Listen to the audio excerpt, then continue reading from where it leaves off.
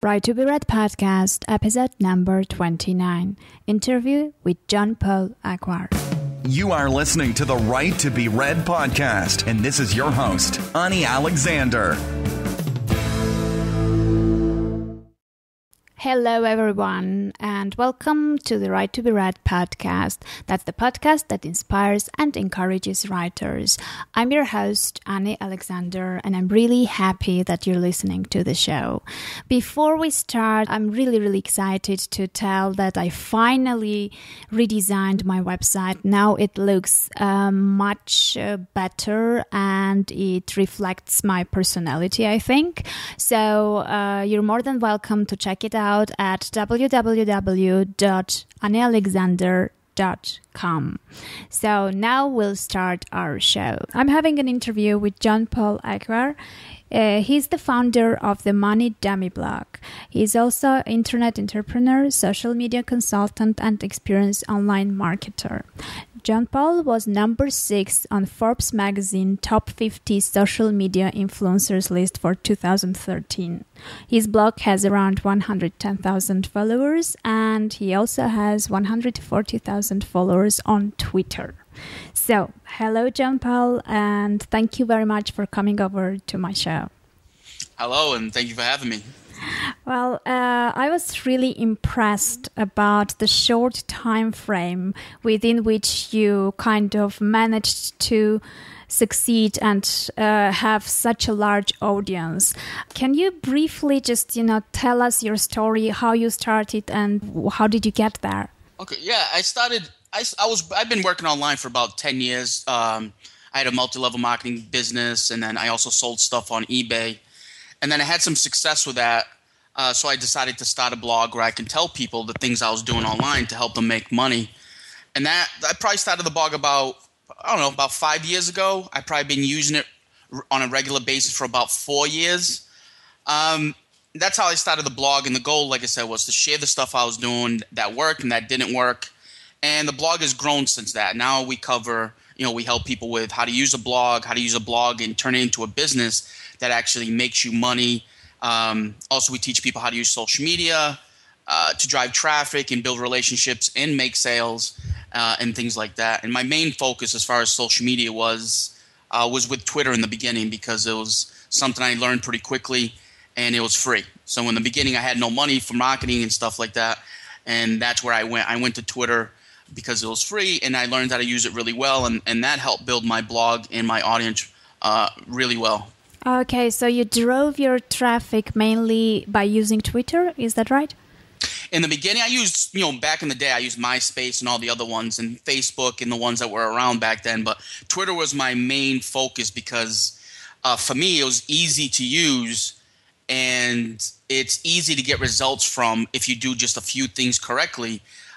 It'll drive traffic to your site pretty quickly compared to Facebook. Takes a lot more work, especially nowadays where the engagement is so low, and to get stuff seen, you have to pay for it. And Google Plus works really well, and the other ones still work, but I think Twitter is still the best place for me that people can get traffic pretty quickly.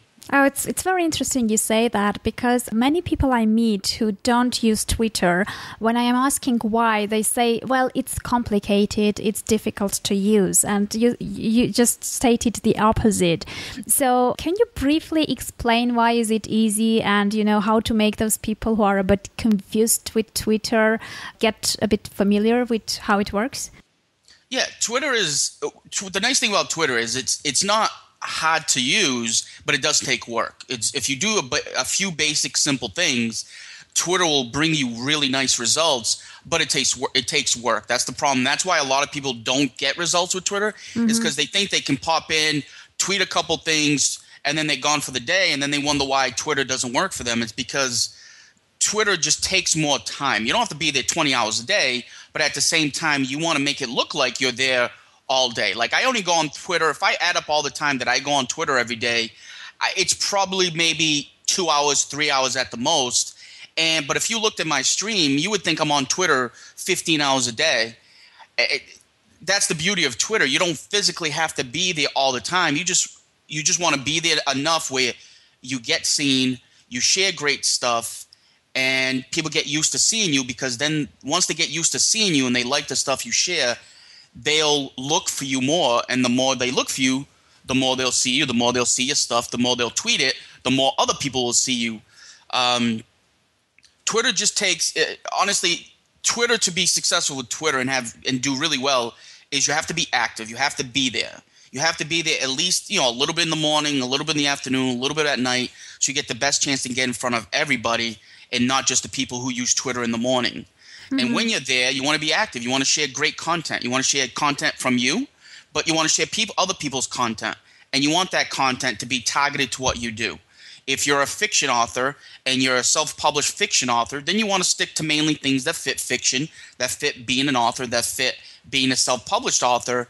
You want targeted content that fits around what you're doing. You want to mix in about 10% of just random stuff, funny stuff, fun stuff, anything that you care about. You don't want to only be just about business, you know what I mean? Because then you'll get boring and people will think you have no personality. So you want to mix in, you want to share your own stuff. You want to share other people's stuff that's still targeted to what you do. And then you want to mix in about 10, 15, 20% of just random stuff, just funny posts, silly posts, whatever you like. Not offensive stuff, but, funny, silly, whatever, even serious stuff. If there's a news headline that happens that you feel strongly about, share that. That's fine, but it shows you're a real person. It shows you have personality. It shows you have feelings, and you're not a robot that just tweets out, business tweets morning, noon, and night. That's going to get you ignored. So you want to mix in a little bit of you, some funny stuff. You want to share great stuff. So when you're there, share great stuff, because the better – like, I built my audience not just from my stuff like that I've written. Mm-hmm. It's the stuff I shared of other people, and people got used to me sharing quality stuff, and it was more built because of the stuff I was sharing of other people that got me attention, so much that not so much as just the stuff that I've written, because once people like what you share, and they, whether it's yours or somebody else's stuff that you're sharing, they're going to look for you. They're going to want to pay attention, be like, hey, what's Ani sharing today? Oh, that's a great post. It doesn't matter if it's yours or mine. The fact that you're sharing it and you become a resource where people can come to get great information on a targeted topic, which would be, either being a fiction author or a self-published author, then that's how people are going to pay attention to you. They're going to start sharing your stuff. And then you want to be active. You want to be in there. You want to be available. When somebody asks you a question, answer it. When somebody makes a comment, reply to it. Whether, you want to reply within an hour or so, but you don't want to reply 6 hours later because they'll forget. But if you can reply within 2 hours, then do that. Comments to somebody. If somebody makes a comment or asks a question or even retweets anything of yours, acknowledge that and say thank you, because not a lot of people do that. Mm-hmm. So when you do it, they're gonna remember that. That's my thing. I've been thanking people since day one, and that's probably one of the biggest things that helped build my audience, was just the fact that I was doing something that nobody else took the time to do. And it's such a simple thing, but it's powerful. So you want to be available, you want to be active, and that's really it. If you do those three things throughout the day, in the morning, spend a couple hours or an hour, break up, use tools like Hootsuite, where you can schedule your tweets. That way you don't have to physically be there all the time. Mm-hmm. And you want to be active in the morning, a little bit in the afternoon, and a little bit at night. And that's the best way to get in front of it, because some people come on Twitter in the morning. Some people only come on at night. Some people come on, while they're at work because they don't have a computer for whatever reason. So you want to make sure you get on Twitter a little bit throughout that day, so that way you get the best chance to get in front of people. If you do those three things on a regular basis, you're going to do really well with Twitter, because there's not many people using Twitter correctly. So if you can do those things, you'll stand out, because there's so many people there that just share garbage, or they just share their own stuff and they get ignored, because it's annoying to see somebody who only shares his own stuff. So if you can do those three things on a regular basis, you will have success, because people will start to look for you. I see. And I guess it's not very difficult, because if you have the Twitter on your smartphone, you can just reply and thank people no matter where you are. It takes just a few seconds, and it's not a really complicated thing to do. But as you said, it does make an impact, because me too, I haven't met many people who do that. So it will remind about you periodically. Yeah, I completely agree with that.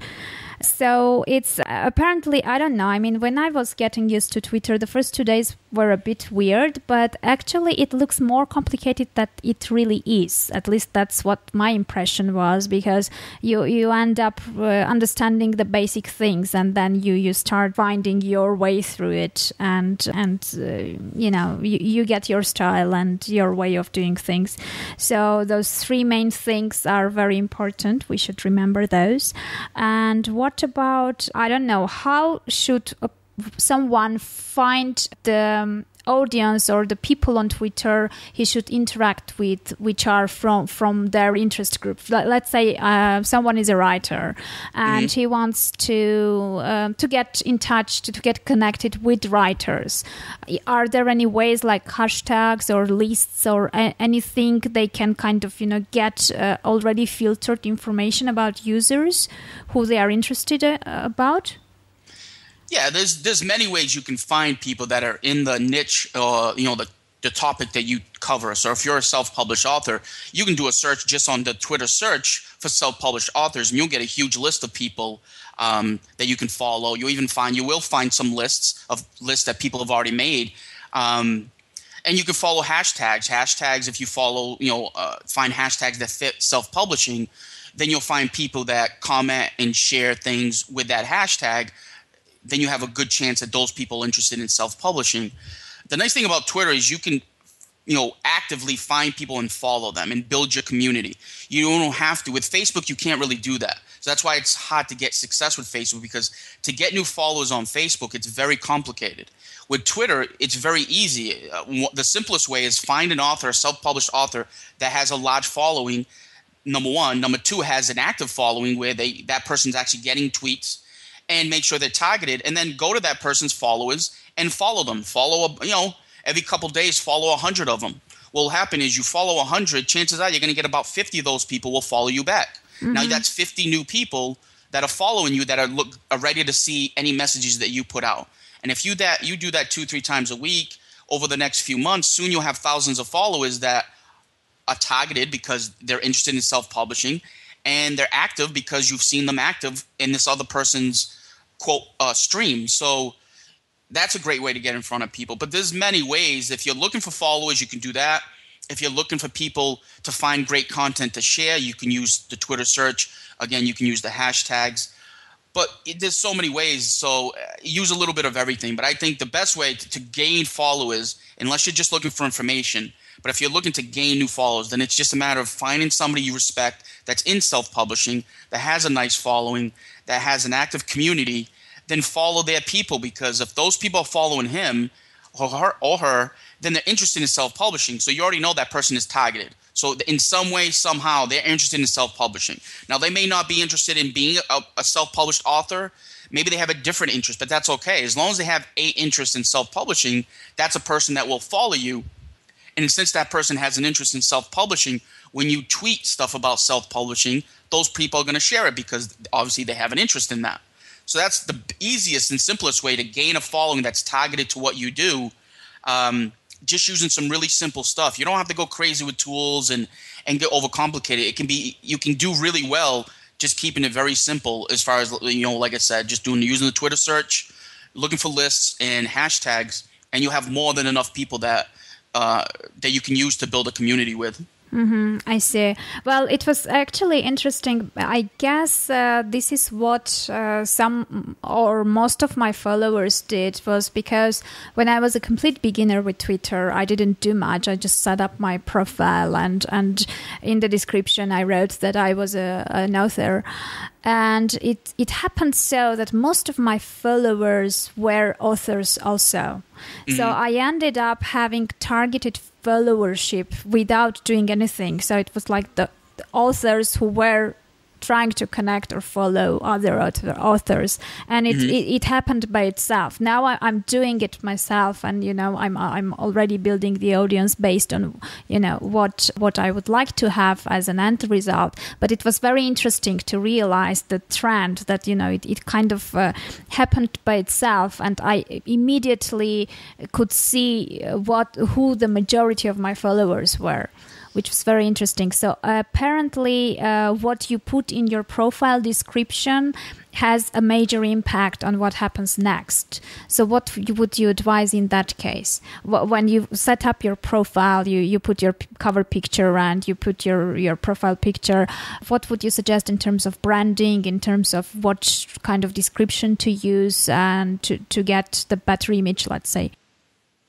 I think it depends on what you're trying to do. You definitely want to put a header image up because that's a great area to use for branding or for anything, but do something with it. Either make it personal to you, use some branding, put a message there, use it for a quote, whatever it is, do something with it because it doesn't matter what it is, people will notice it and it'll help you in the long run. So you want to at least put a header up. You definitely want a nice headshot image of yourself so people know you're a real person. And then description, it really depends. You don't have much room to work with, but you want to be descriptive. Say what you do. And if you want to throw in a little comedy or whatever, little personality, and then do that because those are the profiles people pay attention to. They don't want them overly businessy and things like that. So you want to say what you do. If you're example again, if you're a self-published fiction author, then say you're a fiction author that's self-published and make sure people know that. So as soon as they get to your description, they see your header. Your header may tell them what you do. If that doesn't, then your description will automatically tell me, okay, Ani's a self-published fiction author. Great. No matter what else I know exactly what you do. You're targeted. When somebody comes to my profile, they'll see that I help people with blogging, social media, and how to turn a blog into a business.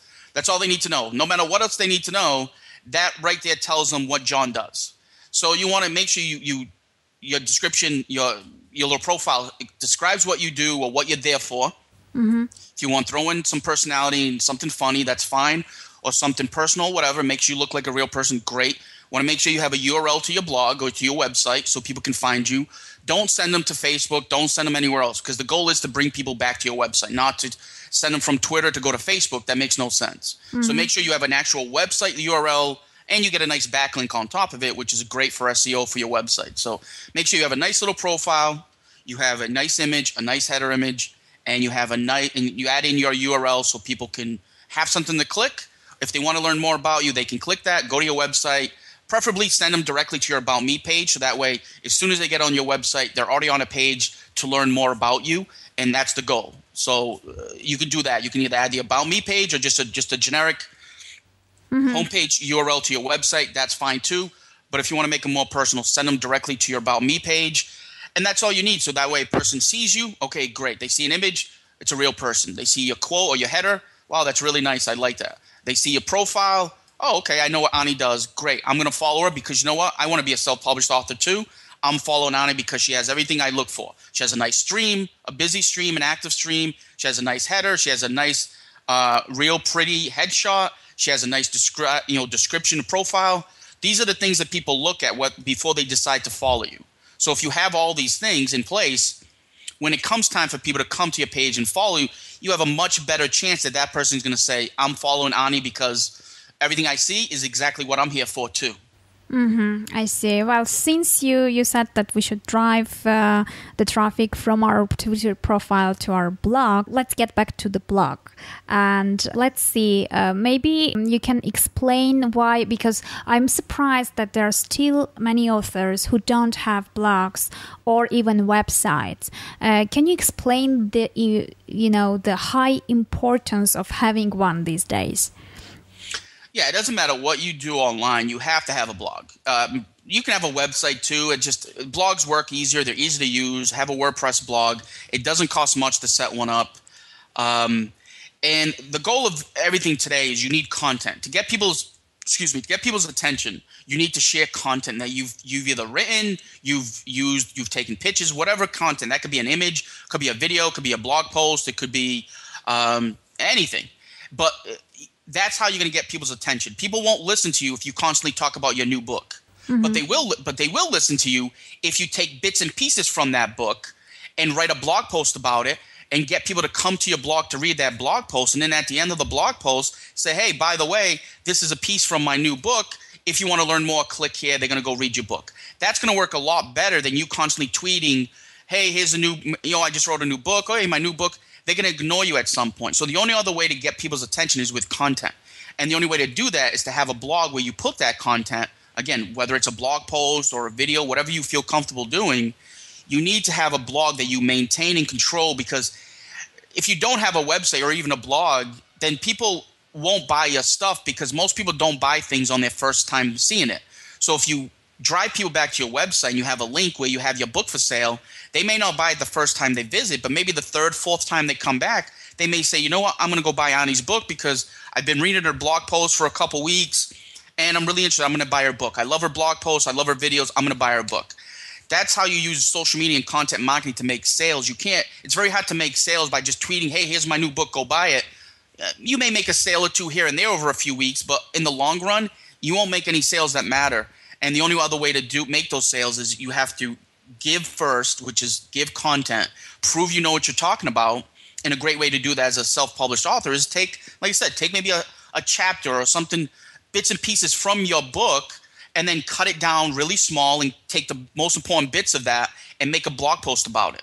And then talk about that. And then it get people interested. They'll read and be, wow, I really like the way Ani writes.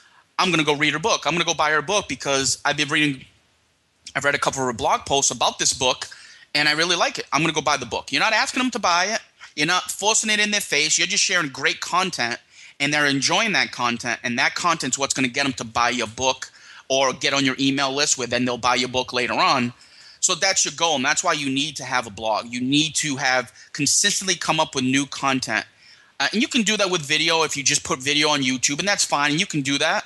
But you could do that and have a blog and have, even more use out of that, because you can put the video on YouTube and then take that video, put it into your blog post. Now you have two pieces of content you can share. You can share the video directly from YouTube, but you can also share the video inside a blog post and share that blog post with people. So now you have that same video has become two pieces of content that now you can share for the next couple weeks.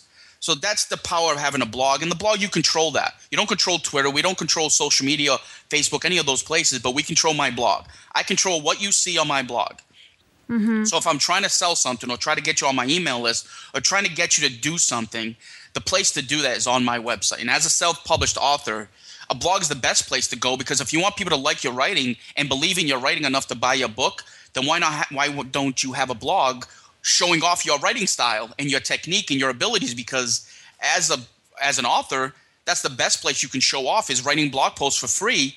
And those people are going to read that. And because they're there, because you're an author, if they read enough of your blog posts and they like them, they're going to buy your book, because the two go together. If I like the way you write blog posts and you have, you tell a great story and you share great tips and your blog post is great, then I'm going to be like, wow, that book is amazing, because I got to buy that book and this post is for free and it's this good. Imagine what she has in her book and how good her book is.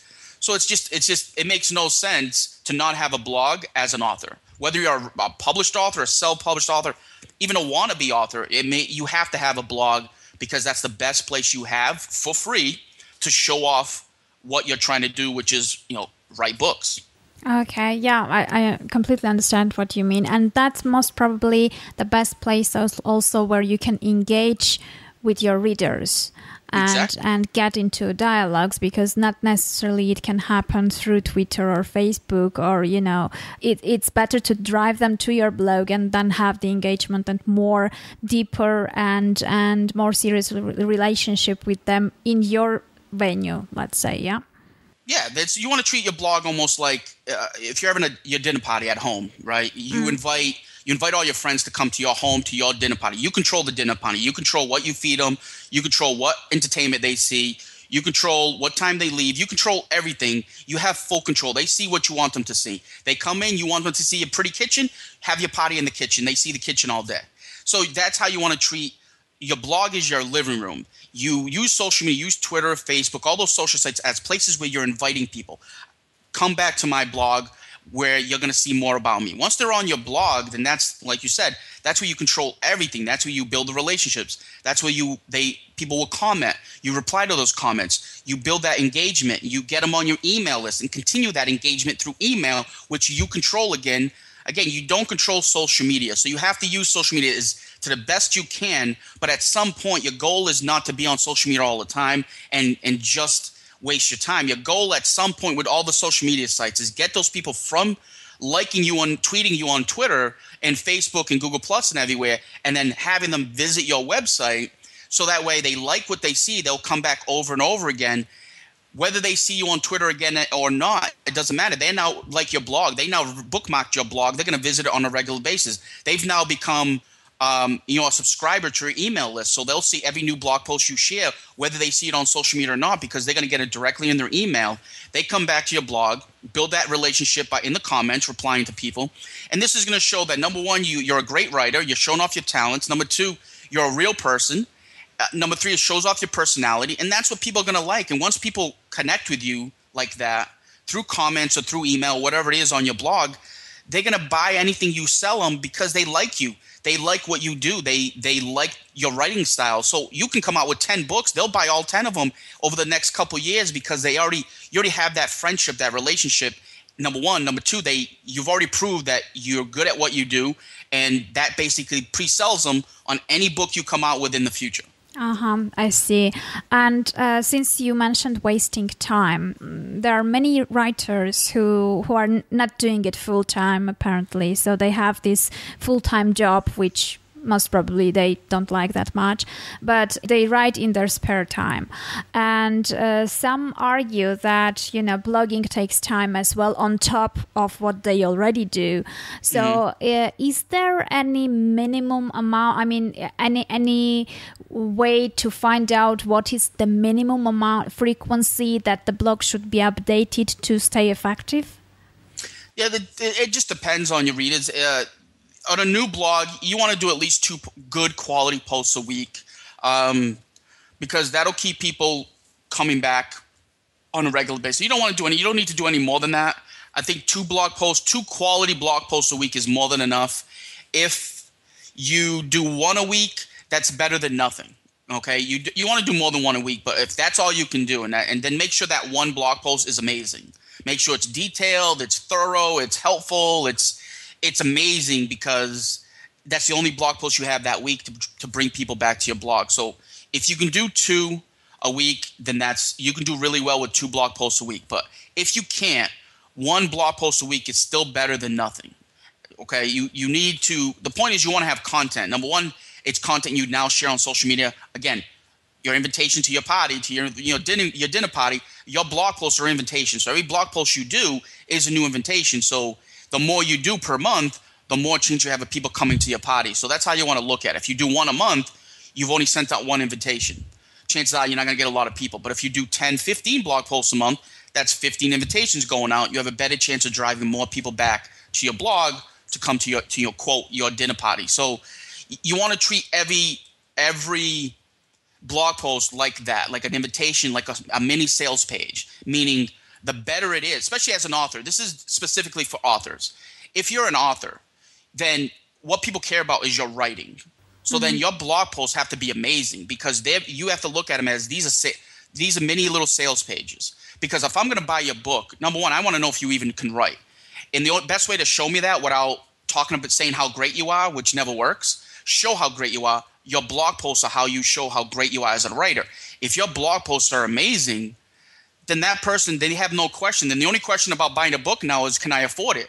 And if your book is not even that expensive, then there's no roadblocks anymore, because they love the way you write. The price is low. They're going to buy your book. That's an automatic thing. So you have to, as an author, you have to write blog posts that are amazing. If you can do 2 a week, perfect. If you can only do 1, that's okay. Just whenever you have a little more free time, try to do 2 a week. But if you can at least do 1 a week, 1 quality post a week, I think you'll do all right. Okay, I see. And then I was just thinking that it makes a really interesting traffic flow, because you invite people to your blog through social media and Twitter and Facebook, etc. These people come, they read your content, they start getting engaged, they hopefully subscribed to your email list, and then when they really like your content, then they share also this thing from your blog to the social media, and the content goes back virally to those channels as well. So it kind of flows. Yeah, it's like a snowball effect. You know what I mean? The snowball starts really slow when it's coming down the mountain. As it builds up momentum, it gets bigger and bigger. and it causes even more it gets bigger to the point where, and that's what you want. You want the goal is bring people to your blog. Number one, connect with them, build those relationships, get them on your email list if you can. If not, get them to enjoy your blog posts. As they read more and more of your blog posts, that's what they're going to do. They're going to then take your blog post and share it out. So now you'll have people sending out invitations, quote, invitations to your dinner party for you, which means they're going to tweet it. So when they tweet it, now they're sending out an invitation telling their followers, hey, come to Ani's blog, quote, her dinner party. So then it builds and it gets momentum because now you're not the only one sharing it and sending out the invitations. You now have all these other readers that are now sending those invitations, quote, Facebook shares, Twitter tweets, Google Plus shares, all these places. And now people are now sharing it for you, bringing even more traffic. So if you're doing your stuff on a regular basis, sharing it, then you have people sharing your stuff on a regular basis. At some point, it gets bigger and bigger. And that's how you consistently drive traffic to your blog because now – you're sharing your information, but you're not the only one. You now have people who constantly share your stuff.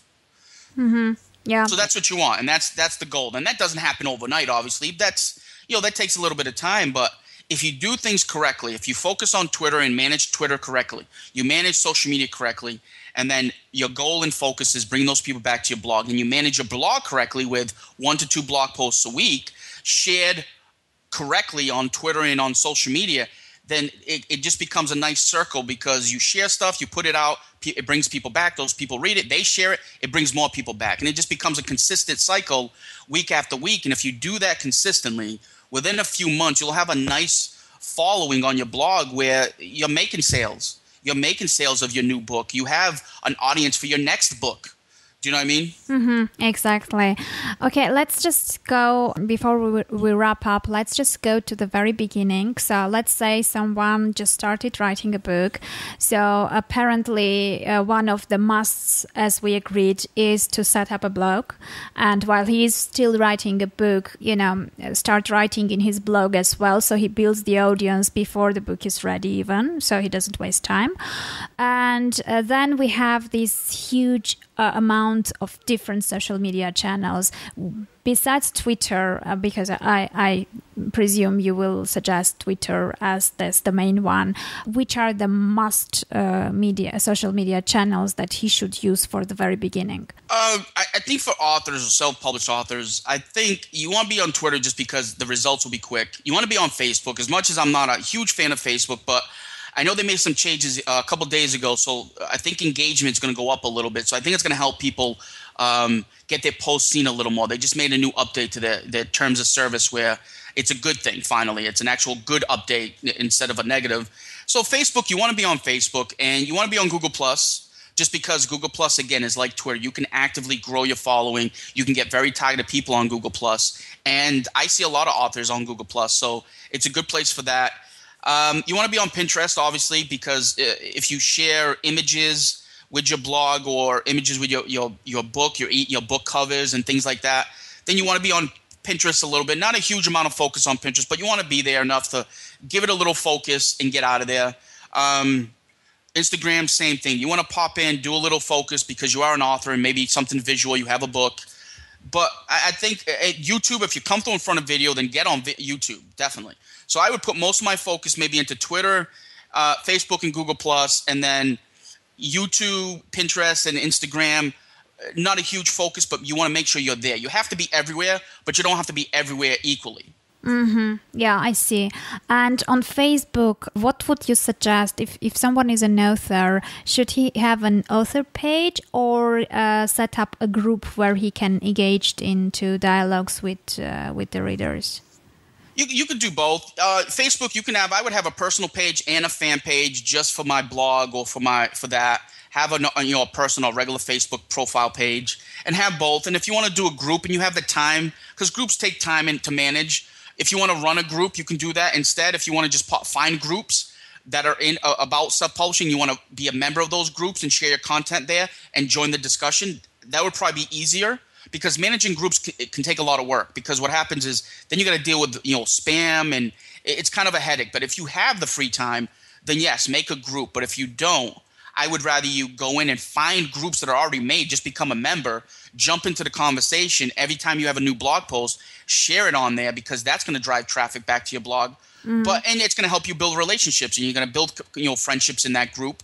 That would be easier because, like I said, to manage a group takes a little bit of work. And if you're already managing your Facebook page and you're managing your fan page, to have to manage a group on top of it, it gets busy. And if you don't have a huge amount of time, then don't do it. I'd rather you, like I said, search Facebook, find groups that are already pre-made for self-publishing or publishing in general, and just become a member of those groups, because those are going to benefit you just as much as having your own group. Yeah, exactly. And you know what I discovered? I was really, really surprised. I mean, I never liked LinkedIn. It was like, I don't know, it somehow didn't attract me at all. And when I launched my podcast, I decided just to see how it works. And I went to several groups in LinkedIn, groups for writers, groups for podcasters and things like that. And it worked so well. I was really surprised. I never expected that. And now I'm periodically there, but I never thought it would work. So LinkedIn also maybe, I don't know. Yeah, LinkedIn is good. I use LinkedIn, but I do more businessy stuff. But LinkedIn groups work really well. I've been using those for years, and it brings a lot of attention and traffic. For a self-publisher, again, you want to be everywhere because, number one, you want to have a professional page on LinkedIn and say, hey, I'm a professional author. Whether you've been published or not, I don't care. If you think you're a professional author, then you're a professional author. Then make a page and say, I'm a professional author and these are the books I've written. Whether they're self-published or not, you still wrote a book, and that's impressive. So you want to have a LinkedIn profile. So because you want to be everywhere. You know what I mean? You want to be on every place you can be, because you never know where you're going to get seen. But you don't have to physically be there and spend a huge amount of time. You want to pick and choose the social media places that you have time that you're going to get the most from. I would say Twitter 1, Facebook, Google Plus 2, maybe video, maybe YouTube would be 3. Just because put your biggest focus into those 3 or 4 places, but pop into all those other places like you mentioned. In LinkedIn, make sure you visit once in a while. Pinterest, make sure you visit once in a while. Just stay active a little bit, but make sure you have a profile made with links back to your blog with your content there, so people, when they visit, they see your stuff, because you want to be everywhere you can be. That's the easiest thing, because social media is free, so why not be everywhere? But physically, your time doesn't have to go to every place, because you're not going to have time to visit everywhere. I don't have time to visit. There's days I don't visit LinkedIn for 2-3 days because I just don't have the time. My time is in Google Plus, on Twitter, and on Facebook, and that's just where my personal time goes, because that's where I see the most results. And then manage that. See what you're doing for a few months. Look at your analytics on your website, your traffic, and see where's the traffic coming from. If you notice that you're spending most of your time on Twitter, but and only a small amount on LinkedIn, but you're noticing you're getting just as much traffic from LinkedIn than you are from Twitter, then go spend more time on LinkedIn, because obviously something's working really well for you on LinkedIn, that you're getting almost the same traffic for a quarter of the time wasted. Then you want to put more focus into LinkedIn, because whatever's happening is working really well. And if you're driving traffic with a 10% effort on LinkedIn, imagine what you would do if you're on there 50% of your time.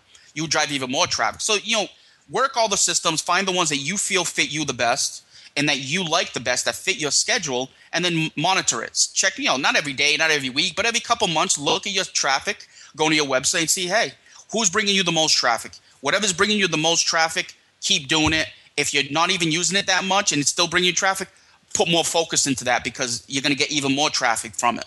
Mm-hmm. Yeah, exactly. I see. Well, very impressive. I would also like to add that if you're a bit confused about social media and about Twitter especially, I personally learned the Twitter basics from your free tutorials, which you had on your website. So I will leave your website link in the show notes so people can go and check them out, because they were really simple and comprehensive. So I think that for the very beginners, it's a really useful and good resource to refer to. Thank you. Well, thank you very much for spending this time. As we all know, we're all busy and the time is a deficit. So thank you for dedicating this time to our listeners. I'm absolutely sure that there was lots of useful information that they can go back and, re-listen and take some notes. And I will also provide show notes for them so they can start their journey of getting along with social media, setting up their blog and building their audience like that. Sounds good. Okay, thank you very much. Thanks for the talk. I really appreciate that. Thank you for having me. Bye. Bye. Well, that was it for today. I think that John Paul managed to convince you that Twitter is one of the best means to build your audience as a writer. Before I leave you, I would like to let you know that from now on, I've decided to stick to a fixed schedule, and we will be having 2 weekly episodes on Mondays and on Thursday. So make sure that you check those out. If you subscribe to the podcast, then you won't have this problem anymore because you will be updated automatically. Well, take care, have a nice day, make sure you write your daily dose, and meet you soon.